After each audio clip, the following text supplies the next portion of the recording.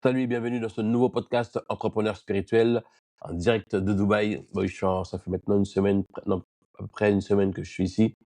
Je suis venu pour la troisième fois. Ça fait 10 ans que j'étais pas venu ici et qu'est-ce que ça a changé? Qu'est-ce que ça a changé? Je suis en train de marcher ce soir à la marina. Waouh, c'est beau. Pas dire le contraire, c'est beau. En même temps, ça m'a permis de voir la transformation, ma transformation. Tu me parlais de Dubaï avant, c'était l'endroit où il fallait être, les, les gratte-ciel, la marina, les yachts, les centres commerciaux, les restaurants, c'était ma vie, c'était ma vie en fait. Pas forcément les belles voitures, mais ce côté luxe, ce côté un peu, pas ostentatoire parce que je suis pas j'ai jamais été quelqu'un qui aimait me montrer, ou mettre des marques, des choses comme ça. Mais c'est vrai, être près de tout. Le cinéma en bas, les restaurants tout près, la sortie d'autoroute tout près, ça c'était moi.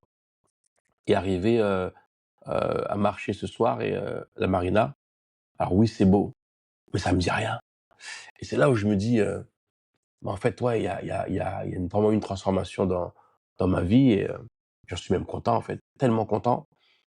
Heu, c'est pas quelque chose que j'ai cherché à faire. Je me suis pas dit: «Tiens, je vais, d'un coup, ben, je vais arrêter d'aimer, les gratte-ciel, les immeubles, les penthouses, tu sais, les derniers appartements dans les grands bâtiments ou les grands salons ou toutes sortes de c'est du confort, oui, c'est le luxe un peu.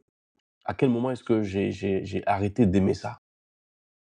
Je me po j'aime apprécier, j'aime, me rendre compte de ma transformation. Ça me fait vraiment plaisir de pouvoir me rendre compte que waouh, comment j'étais avant, comment je suis aujourd'hui.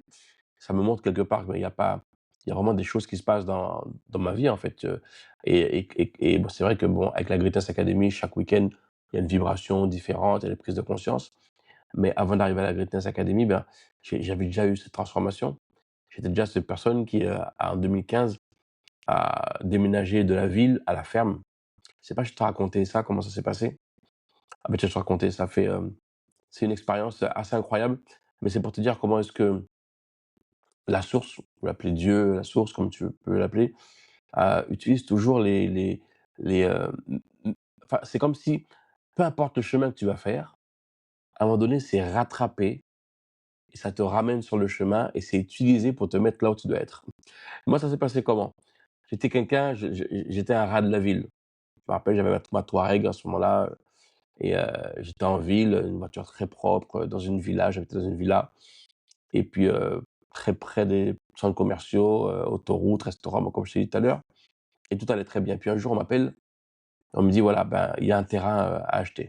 Alors moi, l'appât du gain, je dis: «Voilà, eh ben, ça m'intéresse, un terrain à acheter à la campagne». Alors ouais, à la campagne, mais bon, je vais pas y vivre. Oui, mais il y a une plus-value à faire très, très intéressante. Alors ouais, là, j'y vais. Là, pas l'argent m'a fait que, OK, ben, j'y étais, en fait. La campagne, j'aimais pas, mais il y avait l'argent derrière. Donc si tu veux, ça a été mon amour pour l'argent a été utilisé pour pouvoir m'amener sur un terrain que normalement j'y serais jamais allé. Donc j'y vais. J'y arrive, finalement je me renseigne, on me dit: «Ouais mais, là, attention Steve, n'y va pas, c'est douteux». Par contre puisque tu es dans le coin, j'ai quelqu'un qui vend un terrain, pas loin en fait, et une ferme. Alors je dis: «Écoute, moi les fermes ça m'intéresse pas, j'ai pas envie d'y aller». C'est une opportunité avant tout financière et j'y suis juste pour, je suis là juste parce que, bah, j'ai envie de profiter de cette opportunité, de faire un max de plus-value quoi, un max de pognon quoi. Il insiste, alors finalement j'y vais. J'y vais, je me rends dans cette ferme, ma voiture toute dégueulasse, pleine de boue, je suis tellement vénère mais bon, j'y vais quand même, et là j'arrive et je vois, on ouvre le portail et je vois des hectares quoi, parce que, des hectares, un champ, vide sans rien, et je ne sais pas d'où ça vient, mais ma bouche, il y a un truc qui sort qui dit: «Je prends, je le veux». Je peux pas te dire ce que j'ai ressenti à ce moment-là, j'ai juste senti ce: «Je le prends», et j'aurais pu, je me suis repris à la fin, je me dis: «Mais qu'est-ce que je suis en train de foutre?» Mais en même temps, j'étais ce gars aussi orgueilleux, c'est-à-dire que si j'ai dit un truc, je le fais, quoi. C'était l'oncle de mon ami, je vais pas passer pour un mec qui dit quelque chose après il dit rien, donc il fait rien, donc j'étais tenu. Encore une fois, mon orgueil a été utilisé, j'ai envie de dire pour ou contre moi, ça dépend comment tu vois les choses, et finalement, bon, je prends en même temps, j'avais un bien que j'étais en train de vendre à la capitale, ça faisait, des mois que ça se vendait pas parce que, beh, c'était plusieurs locaux sur un seul type de propriété, donc c'était difficile à vendre. C'était un lot, en fait, et je sors de cette ferme et sur le chemin du retour, j'ai quelqu'un qui m'appelle qui me dit: «Voilà, monsieur Lalanne, ça fait des semaines que je vous cherche, je veux acheter le lot complet». Alors là, je suis content parce que, bah, ça va faire une rentrée tout de suite. En même temps, bah, je suis content aussi parce que ça va me permettre de payer ce terrain et voilà. Bon, je l'ai un peu mauvaise parce que bon, j'ai pris un terrain, ouais, mais je vais en faire quoi? Alors là, l'entrepreneur, il reprend le dessus, il se dit: «Allez, comment on va exploiter? Comment on va sortir de l'argent de cette situation?» Et là, je commence à m'intéresser, côté autodidacte, OK, l'agriculture, je commence à planter les choses et à employer des personnes pour s'occuper de la terre et pouvoir planter, récolter et cetera. Mais mon côté contrôlant a fait que, eh bien, tous les jours, j'étais sur le terrain. Alors, j'étais à peu près à 40-45 minutes de chez moi et tous les matins tôt, je me lève, j'y vais parce que l'agriculture, bah, faut se lever tôt et donc aller-retour tous les jours, ça me fatiguait. Alors, j'aimais ce que je faisais, mais j'étais fatigué de devoir faire ce déplacement tout le temps. Alors, à un moment donné, je me suis dit: «Allez, je vais me faire un petit pied à terre, histoire de, des fois, si je veux rester, je reste». Donc j'ai retapé la petite maison qu'il y avait. J'ai agrandi, je l'ai mis bien, j'ai mis une piscine, j'ai mis tout ça et un jour, allez, peut-être 2 ans après, j'entends des chiens qui aboient et je me rends compte que ça fait des mois que j'habite dans cette ferme. Ça fait des mois que j'avais déménagé. Ça veut dire que ça avait utilisé mon côté feignant pour me faire le pied à terre et y rester pas une nuit, mais une vie, en fait, sans m'en rendre compte. Et comme là où je suis, tout de suite, je commence à exploiter, donc j'avais commencé à construire. J'avais fait une piscine, j'avais commencé à voir, des choses, ça prenait forme, en fait. La finca Oasis prenait forme. J'entends les chiens aboyer et tu me crois pas, à l'âge de 16 ans, j'ai fait un film où je disais que quand je serai grand, je vais finir mes jours dans une ferme avec 16 chiens. Et tu me crois pas, il y avait 16 chiens. J'avais des chiens parce que j'ai acheté plein de chiens, j'aime les chiens, et donc j'avais plein de chiens dans la ferme, toutes les races. Après, je suis en train de me dire: «Attends, il y a un truc qui est en train de se réaliser». Heu, mais j'ai pas encore compris comment je suis arrivé là. Je fais pas je m'a J'arrive pas encore, pour moi, tout vient de moi. Pour moi, tout vient de moi, c'est un concours de circonstances, limite, c'est moi qui l'ai décidé. Ce dont je te parle là, j'ai découvert bien après, en écrivant mon livre, en regardant comment est-ce que chaque fois que j'écris mon quand je enfin, que j'écrivais une partie de mon livre, il y avait un épisode comme ça où je me disais: «Mais attends, mais OK, je comprends ce qui s'est passé à ce moment-là. Waouh, OK, je comprends comment ça a été utilisé. OK, comment j'étais», tu vois? Heu, une sorte de guidance inconsciente à ce moment-là, mais pourtant bien présente. Quand je la regarde, ben, cette guidance, elle a toujours été là. Et même lorsque j'ai voulu faire à ma façon, même lorsque j'ai voulu faire, des choses pour, un autre but, eh bien encore, elle était là. Elle a pas lâché. Je te dis ça parce que, du coup, je te pose la question, imagine toi, ta vie, une guidance comme ça, mais conscient. Ça, c'est ce qui s'est passé une fois que j'ai commencé à évoluer dans ce cheminement, spirituel. Je me suis posé la question: «Comment ça serait si j'étais d'accord, en fait? Comment ce serait si c'était pas utilisé contre moi, mais que moi, dès le début, j'étais conscient, je disais: "OK, vas-y, utilise. Utilise cette partie, de moi, côté expérience humaine, ego, on pourrait dire aussi. Utilise mon ego que moi, j'arrive pas forcément à utiliser ou des fois, eh ben, il est plus fort. Utilise-le, pour arriver à la fin, quoi, à notre fin». Et notre fin, je dis pour moi, notre fin, c'est parce qu'en fait, on veut la même chose, la source et moi, nous sommes un. Je veux ce que la source veut, je veux ce que Dieu veut, la source, je veux ce que Dieu veut et Dieu veut ce que je veux. La source veut ce que je veux et je veux ce que veut la source. Nous sommes un. Je suis la vie, je suis tout. Donc ça veut dire que le projet, ce qu'il y a pour moi, bah, je suis déjà d'accord. Sauf que de par moi-même, eh bien, je peux ne pas y arriver de par moi-même. Parce que des fois, je peux contrecarrer l'ego et des fois non. Mais de savoir que cette guidance, elle est quand même là, présente. Peu importe le choix que je fais, c'est rattraper, c'est recycler. Je suis parti dans des chemins un peu tordus, côté hors-la-loi, prison, peu importe.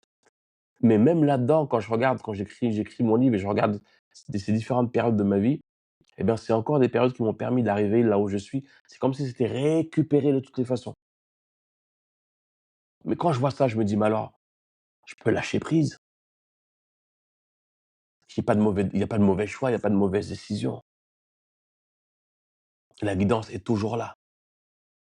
Mais encore alors, comment est-ce que cette guidance, elle peut être consciente et comment lorsqu'elle est consciente, eh ben, ça procure chez moi un lâcher prise? Dans la méthode ACMA, dont je t'ai déjà parlé, que je vais revenir, très prochainement dessus avec la méthode, ACMA, prête attention à ce qui se passe, connexion, connexion à la guidance, connexion à ta guidance, à la source, reçois le message et passe à l'action. C'est appliquer cette méthode en sachant que peu importe ce que tu peux recevoir comme message ou peu importe quand si tu t'en charges toi-même, peu importe la décision que tu prends, tout va être recyclé. Il y a pas de mauvais choix en fait. Tout est utilisé pour que ça aille là où ça doit aller. Mais encore une fois, quand c'est fait en conscience, waouh, c'est comme naviguer dans la brume, dans le brouillard, mais totale certitude, de que tu arrives là où tu dois arriver. Naviguer dans l'incertitude,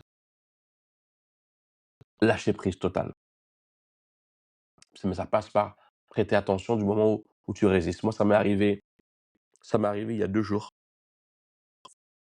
J'ai une directrice de la Greatest Academy qui m'appelle et qui me dit, heu: «L'offre, pour passer au niveau 2, ben, c'est jusqu'à, dimanche soir, mais les personnes qui se sont réveillées un petit peu en retard et elles voudraient, bénéficier, du même prix de 600 € quoi». Et à ce moment-là, le stress, je dis: «Ah putain, merde». Je voudrais qu'ils puissent, bénéficier de ce tarif encore une fois, mais il y a la parole. Il y a la parole c'est, c'était à 600 € jusqu'à minuit et tu as la possibilité de le faire et tu ne l'as pas fait. Je voudrais que tu y ailles, mais si je fais ce pas-là, à ce moment-là, je suis plus ma parole. J'ai pas respecté ma parole et comment est-ce que je peux te demander toi de respecter ta parole? Et je vois le stress qui commence à m'envahir, je vois même de l'énervement et là je fais un stop, je dis: «Attention, qu'est-ce qui est en train de se passer?» Parce qu'il se passe, ce que je découvre, c'est que en fait, j'ai peur. Quelle est cette peur? Bah, la peur de mon image. Qu'on me dise que, ouais, je suis méchant, que je pense qu'à la thune, heu, que peu importe. Je dis: «OK, ça c'est mon ego qui parle». Je lâche prise et je me connecte et je dis à la source: «Voilà, OK, toi tu sais ce qu'il y a à faire, tu connais mon cœur, tu sais la décision, tu sais ce qu'il faut faire, indépendamment de mon image». Et là, ce que je reçois, c'est simplement que tout si je te parle de ma guidance à moi, c'est la guidance de l'autre aussi, en fait. Que chacun vit son expérience. De ne pas moi venir interférer dans l'expérience de l'autre parce que j'ai peur et de vouloir tout arranger, dire: «Je viens te sauver, t'inquiète, tu vas payer moins cher». Laisser les choses se faire comme elles doivent se faire. J'étais mis dans un endroit où il fallait que je dise: «Voilà, c'est jusqu'à minuit». Et mon travail aussi pour moi, c'est de voir quelle peur que j'avais de dire: «OK, c'est pas grave, on dépasse le temps». Par la peur, en fait, par peur d'être mal vu. Donc je me connecte, je demande la guidance, je reçois le message, je passe à l'action et je dis: «Ouais, il y a pas de délai, en fait. Il y a pas de délai, mais fais-toi confiance. Si tu es vraiment intéressé pour y aller, tu vas trouver les possibilités». Et bien évidemment, parce que, ben, tu vas devoir trouver peut-être, quelqu'un ou appeler quelqu'un ou faire des choses que tu n'aurais pas pensé faire, si vraiment tu es engagé à continuer ton process. Bah, cette méthode, en fait, c'est ce que j'applique dans ma vie aujourd'hui, au vu de tout ce que j'ai vécu, auparavant et comment ça m'a montré qu'en fait, c'est la seule solution de vivre pour moi, ce chemin entrepreneurial de la meilleure façon possible, le lâcher prise. Le lâcher prise, identifier la peur, identifier le stress, connecter en disant: «Voilà, je ne peux pas gérer, je ne sais pas quoi faire, vas-y gère», recevoir le message et passer à l'action, quel que soit le message. Ça, c'est le secret. Le message, la réponse que tu vas recevoir. Ne cherche pas à analyser, à rationaliser. Passe à l'action directe. Si tu réfléchis, tu retombes dans l'ego. Alors oui, ça peut être fort, ça peut être compliqué, ouais. Mais plus tu passes à l'action, tu auras la preuve qu'en fait, c'est la meilleure décision que tu as prise de ta vie, en fait. Faire confiance, faire un avec la source. À bientôt pour le prochain épisode.